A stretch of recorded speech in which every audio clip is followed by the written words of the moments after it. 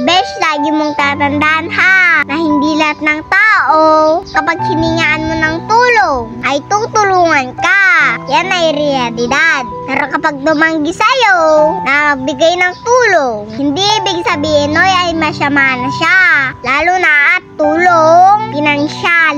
Pinansyal ang hiningi mo. Di mo alam, baka mamaya ay may problema din siya sa pinansyal gaya mo. Huwag ka magdamdam o magalit. Kapag may naitulong, salamat. Kapag wala, move on. Unang-una ay walang responsibilidad sa'yo ang tao. Kasi lahat ng tao sa mundo ay may problemang dala-dala. Minsan hindi mo lang alam kasi nakapokus ka sa problema mo. Kaya minsan kapag tinanggihan ka, intindihin mo din yung taong hiningan mo ng tulong. At wag ka sana magdamdam. At higit sa lahat, bago ka humingi ng tulong, ay tulungan mo din ang sarili mo. Dahil hindi sa lahat ng pagkakataon, may ibang tao na tutulong sa'yo.